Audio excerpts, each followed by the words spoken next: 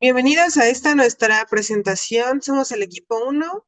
Nuestro tema es bolsas de aire y reacciones químicas que salvan vidas.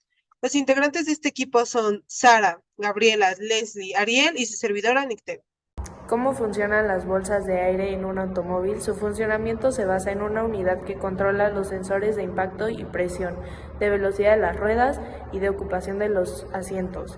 Si se superan estos umbrales, los sensores envían una señal que libera un gas y hace que estas bolsas de aire se empiecen a inflar.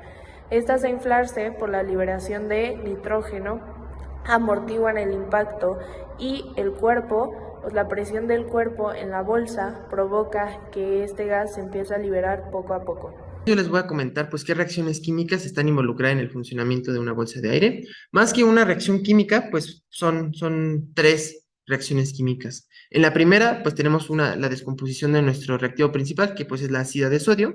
Esta se descompone en sodio y gas nitrógeno, para que después, durante la segunda etapa, este sodio con nitrato de potasio, pues reaccione entre sí para producir, pues, óxido de potasio, óxido de sodio y pues gas nitrógeno.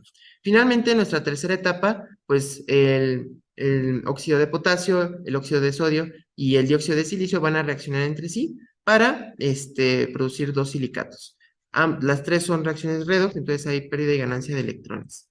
La importancia de que estas reacciones sean secuenciadas es porque, pues como pudimos ver en la diapositiva anterior, los reactivos, o sea, tenemos nuestros reactivos, se hacen unos productos y esos productos son precisamente los reactivos de la siguiente reacción. ¿Y por qué existe esta necesidad de dividir o sea, de tener tres reacciones químicas? Esto se debe a que, por ejemplo, la primera descomposición de la ácida de sodio, pues tenemos compuestos que son pues dañinos para la salud. Entonces, tenemos que producir que nuestra ácida de sodio y nuestro gas nitrógeno nos dé nitrógeno y nuestros silicatos, que ya es en donde tenemos nuestras sustancias pues no nocivas. Una ecuación está balanceada cuando se tiene el mismo número de átomos en cada uno de los elementos que intervienen en la ecuación. Puede ser de tres tipos: tanteo, algebraico y redox. Esto a fin de cumplir la ley de conservación de la materia. Los pasos a seguir son: número uno, identificar los reactivos y los productos. 2, situar los reactivos del lado izquierdo de la flecha y los productos del lado derecho. 3, balancear por el método adecuado. Ahora bien, la estequiometría es el cálculo que se utilizará en una ecuación previamente ya balanceada que determinará las proporciones entre los reactivos y los productos en una reacción química. Ahora, este tipo de cálculo es muy importante, sobre todo se utiliza de manera rutinaria en los análisis químicos y durante la producción de sustancias químicas en la industria. En cuanto a nuestras condiciones climáticas, pues tenemos que tener en cuenta que estando en la Ciudad de México, pues la presión es de 0.76 atmósferas, que son, o sea, estando a 2000 metros sobre el nivel del mar, y la temperatura promedio es de 16 grados centígrados. Entonces, pues para evaluar nuestro caso, pues de la bolsa de aire, vamos a tomar en cuenta que tenemos un automóvil Volkswagen Phaeton 4.2, pues ya, y este automóvil cuenta con tres tipos de bolsas de aire, para el conductor, para el copiloto y pues en los lados. Para términos de practicidad, vamos a enfocarnos simplemente en la del conductor. Como datos, pues sabemos que esto tiene un volumen de 62 litros. Entonces, pues teniendo nuestra presión, nuestra temperatura ya ajustada en grados Kelvin y sustituyendo en nuestra ecuación el gas ideal para despejar el número de moles, tenemos que necesitamos aproximadamente 2 moles, que pues multiplicando por el peso molecular del gas nitrógeno, nos determina que necesitamos 55.72 gramos de nitrógeno para llenar esta bolsa. Ahora bien, realizamos una relación másica de la reacción simplificada para con esto obtener el cálculo estequiométrico y conocer las cantidades necesarias para agotar todos los reactivos de la reacción y producir los 62 litros de nitrógeno gaseoso. Para esto primero consideramos el peso molecular de cada compuesto y lo multiplicamos por el número de moles para obtener la masa de los compuestos participantes. Anteriormente ya habíamos calculado la masa necesaria de nitrógeno gaseoso para llenar la bolsa, por lo que con los datos del nitrógeno gaseoso se realizan reglas de tres para conocer la masa necesaria de reactivos, lo cual nos dio como resultado 64.68 gramos de ácido de sodio, 100.50 gramos de nitrato de potasio y 59.7 gramos de dióxido de silicio. Ahora, lo que vemos a continuación son los valores termodinámicos estándar, tanto para los reactivos como para los productos que vamos a estar utilizando en el fluido de una bolsa de aire. En la primera columna podemos observar los reactivos y los productos que utilizamos y que utilizaremos. en la columna 2 alfa de H y por último en la columna 3 AS. Bueno, la entalpía es la diferencia entre los productos y reactivos en donde se puede absorber o liberar energía.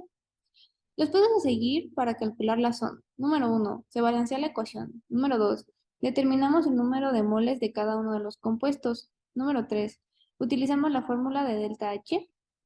Número 4, se sustituyen los valores termodinámicos y el número de moles en la ecuación. Por el signo del resultado podemos determinar si es exotérmica con el signo negativo, que libera energía, o endotérmica con el signo positivo, que absorbe energía. Para los cálculos de la entalpía de las reacciones participantes en el inflado de la bolsa de aire se siguen los pasos mencionados anteriormente. En la primera reacción obtenemos un resultado de menos 43.42 kilojoules. En la segunda reacción obtenemos un resultado de menos 1370.1 kilojoules. En la tercera reacción obtenemos un resultado de menos 588.93 kilojoules. Al todas tener un signo negativo, se concluye que todas las etapas son exotérmicas. ¿Cómo calculamos la entropía? Como mencionó mi compañera Leslie, es un proceso muy similar. En el primer paso tenemos un balanceo, tenemos que balancear la ecuación. En el segundo paso tenemos que determinar la cantidad de moles de cada compuesto. En el tercer paso tenemos que utilizar la fórmula de delta S es igual a la diferencia de las sumatorias del producto menos la sumatoria de los reactivos. Y por último, pues tenemos que sustituir en la ecuación los valores termodinámicos y número de moles. Y bueno, mediante el signo del resultado determinamos si se ordena o se desordena. Estos son los cálculos de entropía. Para esto se realizó el procedimiento anteriormente explicado por mi compañera, lo cual nos dio para la primera etapa de la reacción un resultado de 483.53 joules sobre Kelvin, determinando que el sistema se desordena. Ahora bien, para la segunda etapa de la reacción resultó menos 398.7 joules sobre Kelvin, lo cual refiere que el sistema se ordena, y por último, para la tercera etapa de la reacción nos dio un resultado de menos 21.48 joules por Kelvin, determinando en base al resultado negativo que el sistema se ordena. ¿Cómo impactan las airbags en el medio ambiente? El generador de gas que se utiliza para hacer airbags es la ácida de sodio. Se trata de una sustancia tóxica que se transforma en nitrógeno inocuo, y esta es muy tóxica para el medio ambiente, sobre todo cuando estas bolsas no se utilizan, y también para la salud de las personas que se encargan de el reciclaje y el desmontaje de estas bolsas. La ácida de sodio es peligrosa, en primer lugar porque es un material explosivo y también es extremadamente tóxico. También se calculó la cantidad de calor liberada por la reacción. Para esta, primero que nada se debe considerar que el cálculo de entalpía dio como resultado reacciones exotérmicas, lo cual refiere que se libera calor. Para determinar la cantidad total de calor liberado se debe realizar la sumatoria de las entalpías de cada etapa de la reacción, lo cual nos da como resultado menos 2002.45 kilojoules totales de calor liberado por la reacción. Ahora vamos a sacar la cantidad de calor que se requiere para la cantidad de N2 producido. Para esto vamos a usar la suma de calor liberado y los cálculos de estequiometría.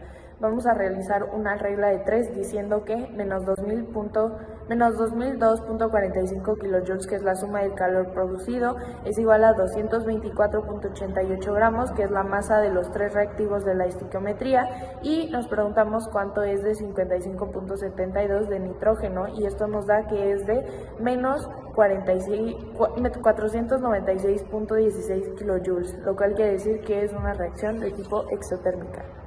Finalmente, pues les quiero agradecer mucho por su atención y estas son nuestras referencias de información. Muchas gracias.